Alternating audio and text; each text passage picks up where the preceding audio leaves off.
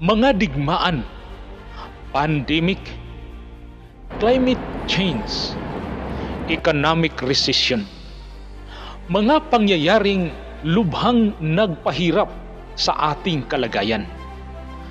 Ano na ang nangyayari sa ating mundo? May pag-asa pa kayang babalik pa sa dati ang ating kalagayan? Ano ang sinasabi ng Biblia tungkol sa mga pangyayaring ito? Kamakailan lang ay napabalita na merong 300,000 na mga sundalong naka-high alert sa ngayon. Ito ay inihanda ng NATO habang nagkaroon ng pagpupulong sa Madrid upang talakayin ang kasalukuyang digmaang nangyayari sa Russia at Ukraine. Sabi ng NATO Secretary General na si Jens Stoltenberg that Russia is a most significant and a direct threat to the alliance.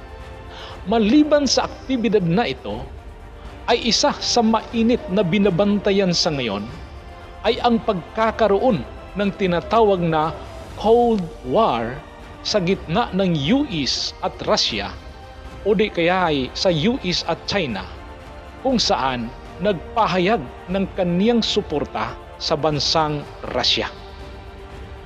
Ngunit bago ang lahat, ano nga ba ang ibig sabihin ng Cold War? Ang terminong ito ay ginamit upang tukuyin ang alitan ng United States of America o USA at ng Soviet Union, kung saan tumagal ng halos 50 taon mula 1947 hanggang 1991. Ito ay nagsimula pagkatapos ng World War II at nagtatapos nung bumagsak at nabuwag ang USSR o mas kilala natin sa tawag na Soviet Union.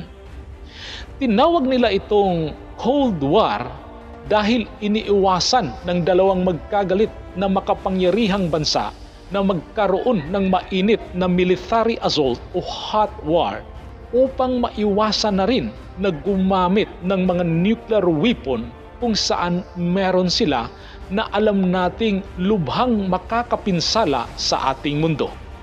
Sa halip, ang kanilang pag-aaway ay idinaan sa tinatawag na proxy wars.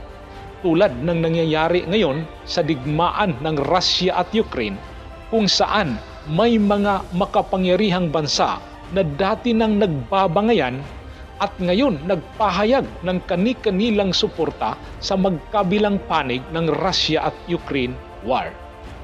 Ibig sabihin, kung sa susunod na mga araw ay titindi pa ang tensyon ng digmaang ito at hindi pa rin tumigil ang Russia sa pagbagsak ng mga missile sa mga public places at residential areas sa loob ng Ukraine, kung saan tinatawag ito ng G7 na war crimes dahil binabaril at pinapatay nila kahit ang mga civilians, ay talagang aakyat ito sa tinatawag na Cold War.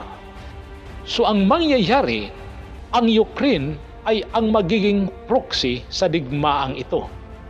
Ibig sabihin, siya yung gagamitin upang makipagdigma kasi siya yung nasa mainit na bakbakan sa ngayon.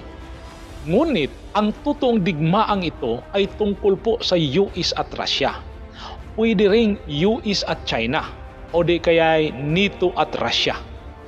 Alinman sa mga nabanggit na bansang ito ang maging participant ng Cold War, ay tiyak malalaman natin ito sa susunod na mga araw. Dahil ngayon pa lang ay makikita na nating nagsimula na ang tinatawag na Cold War nung binigyan ng maraming sanksyon ang Russia at nang magpadala ng pinansyal na tulong at mga armas ang US sa Ukraine upang gamitin sa pakikipagdigma laban sa Russia. At ngayon, nagpahayag na ng suporta ang China sa Russia, kung saan alam natin na ang China at US ay may matagal nang merong alitan. Idagdag pa natin ang NATO na sa ngayon ay nakialam na rin. at naghahanda na ng tulong militar para sa Ukraine upang pigilan ang Russia sa pananakop nito. Mga kapatid, lahat ng mga ito ay kasalukuyan nang nangyayari sa ating mundo. At ito ay tinatalakay natin kasi kung talagang aakyat ang digmaang ito sa tinatawag na Cold War, ibig sabihin matagal pa itong matatapos. At habang tumatagal ito, ay mas lalong tumitindi ang hirap na ating mararanasan. Kasi resulta ito sa nasabing digmaan. Kaya sana maging handa po tayo sa mas mahaba pang crisis na ating dadanasin sa susunod pang mga araw. Sabi nga po ng ating Panginoong Hesus sa Luke chapter 21 verse number 9 down to verse number 11, huwag kayong mababagabag kung makakabalita kayo ng mga digmaan at mga rebelyon. Dapat munang mangyari ang mga yun. At sinabi pa niya, magdidigmaan ang mga kaharian, magkakaroon ng malakas na lindol, tagutom at mga salot sa iba't ibang dako. Ito ay sinabi ng Panginoong Hesus mismo upang bigyan ng lakas ng loob tayong mga mananampalataya sa Kanya na huwag mababahala kung ito ay mangyayari na sa ating mundo.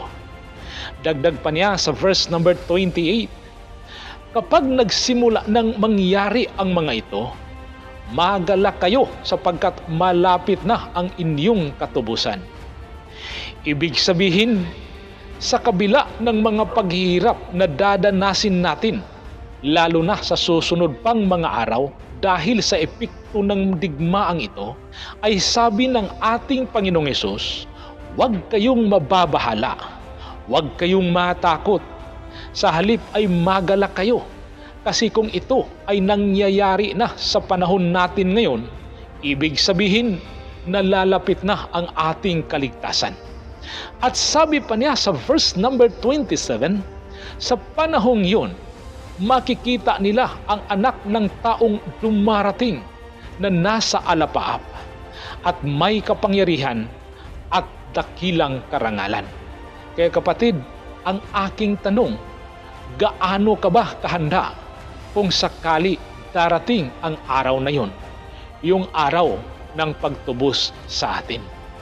Kung pinaghahandaan mo ang crisis na paparating, pinaghahandaan mo rin ba ang pagdating ng ating Panginoong Hesus dyan sa alapaap sa araw ng rapture upang tubusin tayo sa matinding kapaghatian na malapit ng mangyayari dito sa mundo?